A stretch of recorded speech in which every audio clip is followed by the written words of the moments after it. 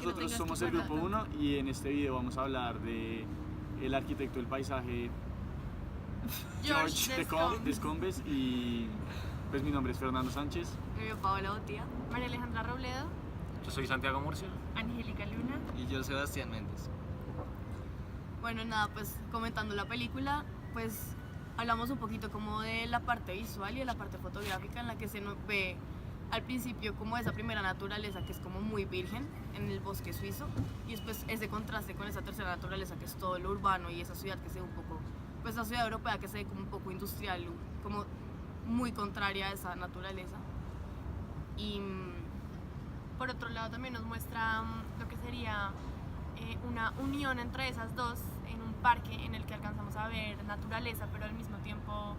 modificaciones creadas por el hombre e incluso pues carros pasando cerca y como la película quiere que el espectador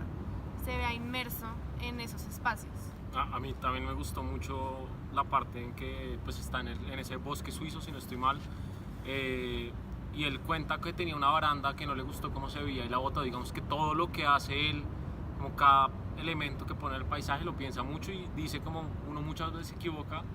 y pues si no sirve nada, no lo hacemos y lo ponemos en otro lado o no lo usamos. Entonces como que él es muy consciente de qué cosas está poniendo, como en el momento en que nos mostraba la piedra que la trajo desde un punto de arriba y la puso abajo y él explicaba que es como lograr que algo que antes no veía la gente de una manera, la vea de esa manera. Yo siento que también es importante como la diferenciación que él hace entre los espacios urbanos y los espacios rurales y como digamos hay una percepción distinta no solo del usuario sino como del contexto. Entonces también como proyectar en torno a tener en cuenta como todo este tipo de dinámicas y de variables es importante. Pues a mí algo que me llamó la atención del video es cuando él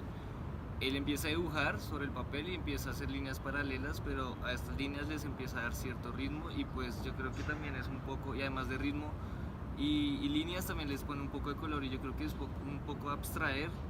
la naturaleza y tratar de renaturalizarla o hacer un poco de naturaleza artificial. Pues al momento de crear,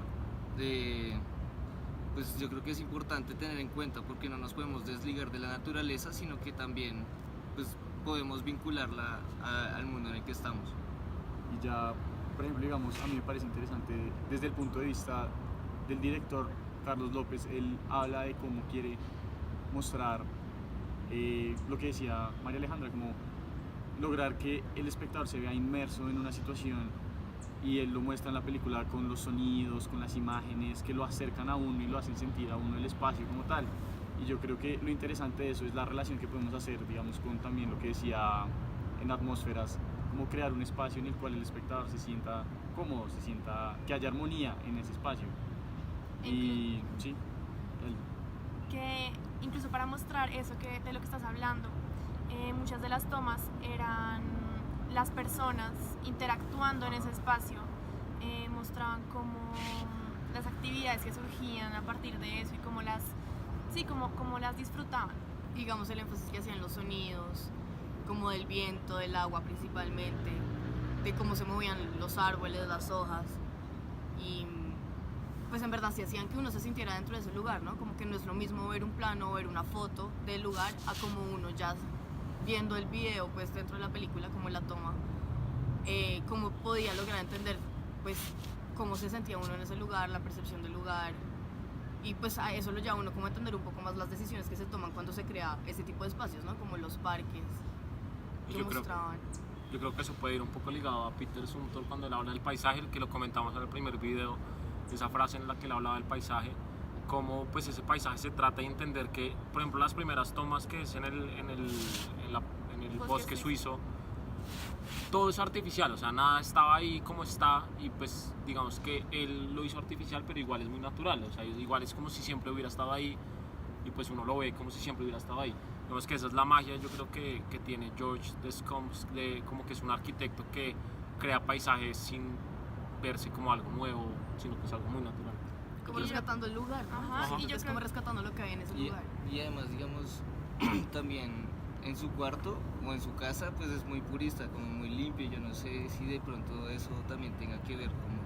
como quita elementos que no son necesarios y solo va a lo esencial. Yo creo que es algo importante.